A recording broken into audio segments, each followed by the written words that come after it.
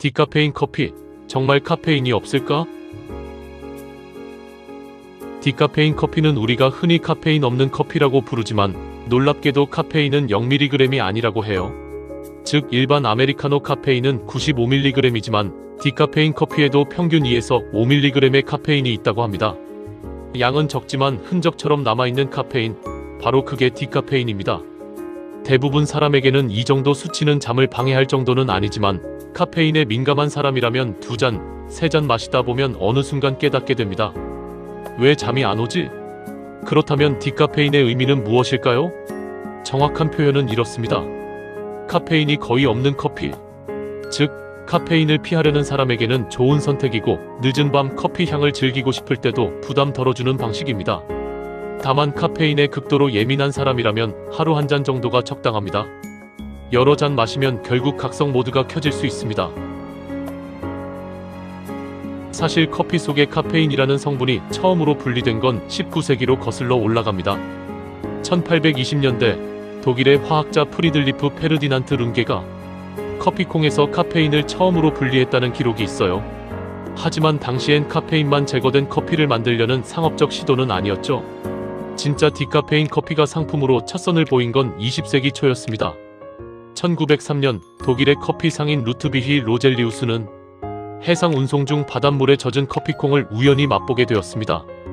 그는 그 커피에서 향과 맛은 그대로 남아있으면서도 카페인은 줄어든 듯한 변화를 느꼈다고 전해집니다.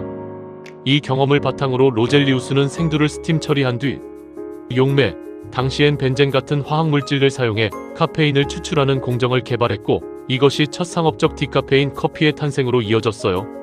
이 방식은 1905년에서 1906년쯤 상용화되어 유럽 각지에서 판매되었습니다.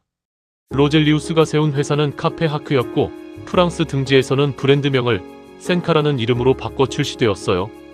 이렇게 디카페인이 카페인 없는 커피로 시장에 자리 잡기 시작했습니다. 당시 로젤리우스가 디카페인 커피를 시도한 가장 큰 이유는 카페인의 과도한 섭취가 건강에 나쁠 수 있다 라는 믿음이었어요.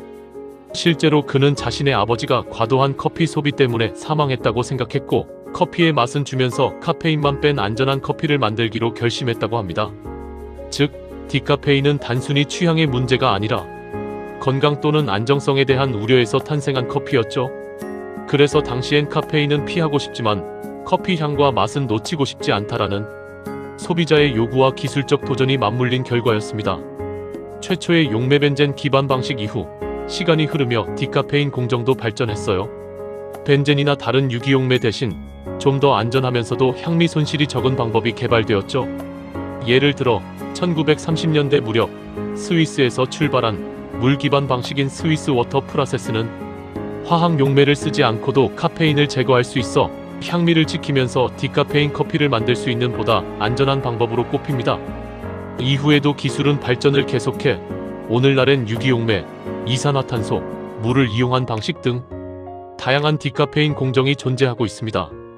맛과 안전성, 향미를 유지하려는 노력 덕분에 과거보다 훨씬 체계적이고 고급화된 디카페인 커피가 가능해졌어요.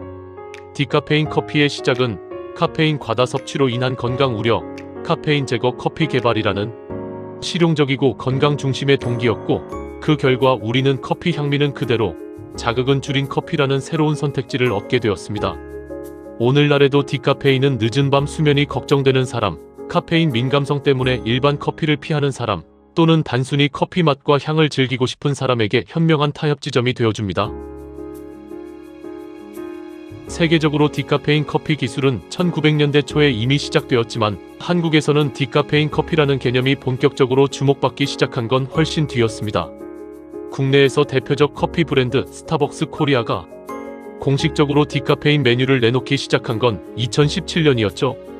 당시 스타벅스는 디캐프 존이라는 이름으로 디카페인 커피를 홍보하면서 디카페인이 낮이나 저녁 혹은 카페인 섭취를 조절하고 싶은 사람을 위한 선택지임을 강조했어요.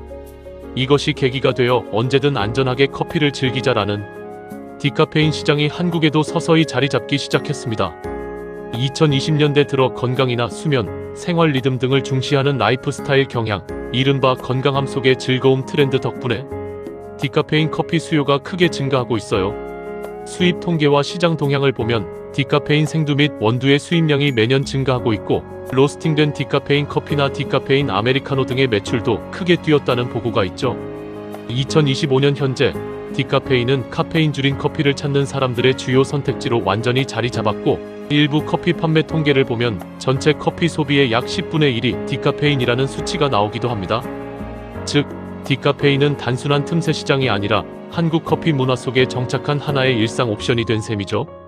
한국에서 디카페인이 주목받은 배경에는 몇 가지 변화가 맞물렸다고 보입니다.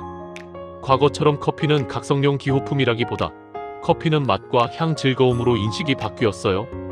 일상 속 카페인이 너무 자극적이라고 느끼는 사람들도 많아졌고 건강, 수면, 취향 등 라이프 스타일 요소가 커피 소비에 영향을 주면서 과거에는 무시됐던 카페인 민감성이나 늦은 시간에도 커피를 즐기고 싶은 사람이 늘었습니다. 글로벌 커피 산업 전반의 기술 발달 덕분에 카페인 제거와 맛 보존이라는 디카페인 커피 공정이 향미를 크게 해치지 않게 되었고 그래서 맛없는 디카페인이라는 인식도 점차 줄었습니다. 이 덕분에 디카페인은 필요에 따라 선택하는 커피, 예를 들면 밤 9시 이후, 숙면 전, 임신 중, 카페인 민감자 등의 커피로 자리 잡게 되었죠. 각성은 덜어내고 커피의 시간은 남겼다. 여러분은 밤에 커피를 마셔도 잘 주무시는 편인가요? 아니면 무조건 디카페인만 찾으시나요? 여러분의 커피 습관을 댓글로 공유해주세요. 오늘 이야기가 흥미로우셨다면 구독과 좋아요 부탁드립니다. 다음에도 향긋하고 지적인 커피 이야기로 돌아올게요. 알림 설정하고 놓치지 마세요. 다음 편은 커피 향은 왜 800가지가 넘을까? 입니다. 커피 이야기는 매주 목, 일요일 오전에 업로드됩니다. 기대해주세요.